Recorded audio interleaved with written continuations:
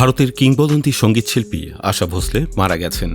রবিবার 12 এপ্রিল মুম্বাইয়ের ব্রিচ ক্যান্ডি হাসপাতালে চিকিৎসাধীন অবস্থায় শেষ নিঃশ্বাস ত্যাগ করেছেন তিনি। গত শনিবার 11 এপ্রিল মুম্বাইয়ের ব্রিচ ক্যান্ডি হাসপাতালে ভর্তি করানো হয়েছিল তাকে। ভারতীয় সংবাদ মাধ্যম মারফত জানা গেছে কার্ডিয়াক অ্যারেস্ট হয়েছিল তার। আশা ভোসলে ভারতীয় সঙ্গীতের অন্যতম আইকনিক ও বহুমুখী প্লেব্যাক গায়িকা হিসেবে সুপরিচিত।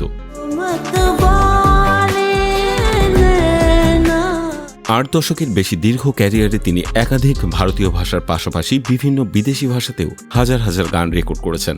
শাস্ত্রীয়, লোকসঙ্গীত, পপ থেকে গজল, বিভিন্ন ধারার সঙ্গীতে তার অসাধারণ মানিয়ে নেয়ার দক্ষতা তাকে অনন্য উচ্চতায় পৌঁছে দিয়েছে।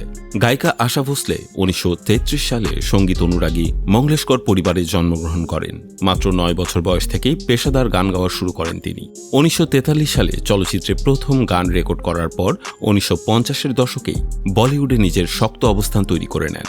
বড় বোন লতা মঙ্গেশকরের ছায়ায় ঢাকা না পড়ে নিজস্ব গায়কী ঢঙে তিনি কয়েক দশক ধরে শ্রোতাদের মাতিয়ে রেখেছিলেন। শুরুতে চটুল বা ক্যাবারে ধাঁচের গানের জন্য তাকে টাইপকাস্ট করা হলেও পরবর্তীতে উমরাও জানের গজল গেয়ে তিনি নিজের বহুমুখী প্রতিভার প্রমাণ দেন।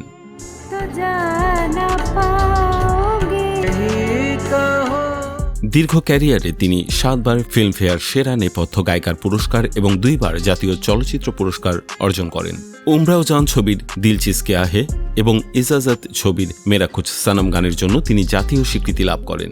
আধুনিক সঙ্গীত নিয়ে 2023 সালে এক সাক্ষাৎকারে তিনি বলেছিলেন, সত্যি বলতে আমি এখনকার গান শুনি না। শেখার ও অনুশীলনের জন্য আমি ধ্রুপদী সঙ্গীত বা ভীমসেন যোশীর গান শুনি, তবে মাঝে মধ্যে রাহাত ফাতে আলি খান বা সুনিধি চৌহানের গান ভালো লাগে। আশা ভোসলের ব্যক্তিগত জীবন ছিল বেশ নাটকীয়। মাত্র 16 বছর বয়সে পরিবারের অমতে নিজের ব্যক্তিগত সচিব 31 বছর বয়সী গণপাত্রা ভোসলেকে বিয়ে করেছিলেন তিনি। তবে শ্বশুরবাড়ির দুর্ব্যবহারের কারণে 3 সন্তান সহ 1960 সালে সেই সম্পর্ক ত্যাগ করেন। পরবর্তীতে 1980 সালে বিখ্যাত সঙ্গীত পরিচালক রাহুল দেব বর্মনের সঙ্গে বিবাহ বন্ধনে আবদ্ধ হন তিনি।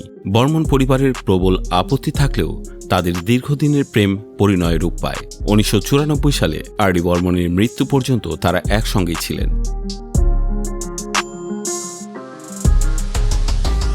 জীবনের শেষ বছরগুলোতে তার নাতনি জেনাই ভোসলে ছিলেন এই সঙ্গীত সম্রাজ্ঞীর ছায়াসঙ্গী। তার প্রয়াণে ভারতীয় সঙ্গীতের একটি স্বর্ণযুগের অবসান ঘটল।